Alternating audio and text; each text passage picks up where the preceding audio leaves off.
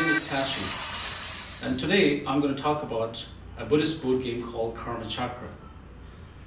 Karma Chakra is a board game that I've invented, and the real reason that I thought to make a board game based on Buddhism was because I thought it'll be really interesting if 3 or 4 people can sit together and interact, talk about Buddhist philosophy, dogmas, or anything that's based on Buddhism in a very relaxed way, such as playing Karma Chakra board game.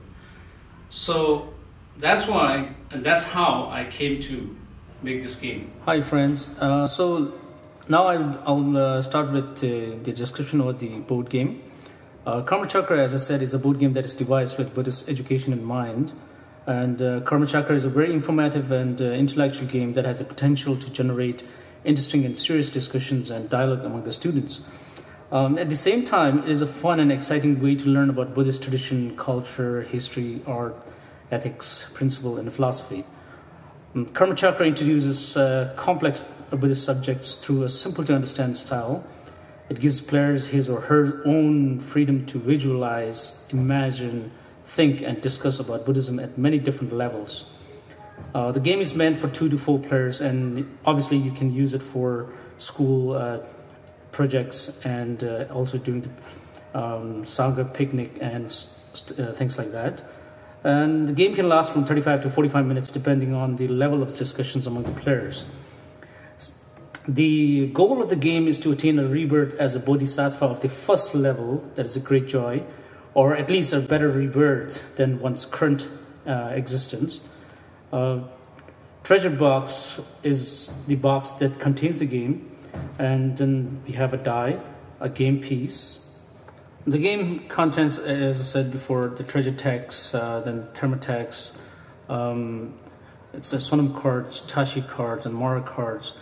These are the pieces or the instructions that you'll follow through the terma and use the cards in the assistant of the game. So, as I said before, the design concept of the playing board is based on mandala, and in the middle you'll see the 5 elements with the wheel of life, with the concept of wheel of life.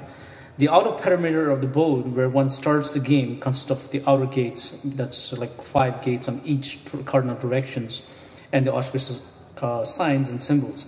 The center of the playing board is called the inner hall of possibilities, which represents the birth of existence. Bardo is a Tibetan term meaning the intermediate state between death and rebirth.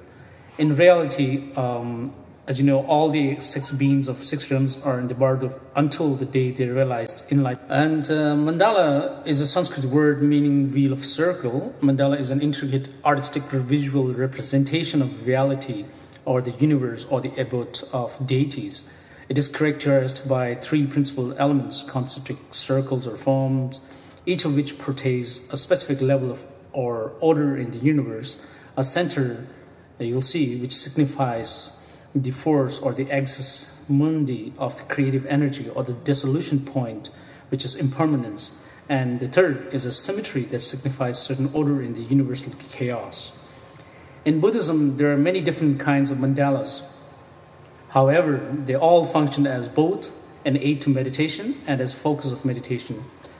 And different mandalas are used to meditate on different deities and to realize their power. Mandalas are the elixir or the hard drop of the deities. And thus mandalas help practitioners in their quest for higher knowledge, wisdom, and enlightenment. So as you'll see in the middle of the board, we have 5 circles.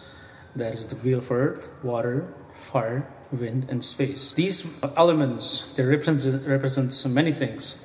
They can represent the aggregate like sensation, cognition, conception, emotion, forms, or the Buddha, or the wisdom of the perfection or discrimination, such as, and also the poison, the 5 poison, that's pride, delusion, lust, envy, and anger. So the wheel of earth is where the players are introduced to the basic founding principles and teachings of Buddha. And you will notice that there are 20 gates in the wheel of earth, and the wheel of earth symbolizes the precious human body. Human body is like very fertile earth on which the teachings of Buddha can reap the fruit of enlightenment. And also the wheel of earth represents patience. Then you go to the Wheel of Water. The Wheel of Water, players will learn, expand their knowledge regarding the Buddhist teaching and the practices. And also here you'll notice that there are 20 gates. The Wheel of Water, like the earth, symbolizes 84,000 teachings that Buddha gave to help beings quench their thirst for truth and to wash away their delusions and ignorance. Water represents life, such as wherever there's water, one can find life. And then there's Wheel of Fire. In the Wheel of Fire, the players will learn about karma, and also in Wheel of Fire, there are 20 gates. Fire reminds players to share the warmth of love, kindness, and compassion with everyone, so every being. And fire is the energy that drives every intention towards its goal, whether it's a positive one or a negative one. Then we have the Wheel of Wind.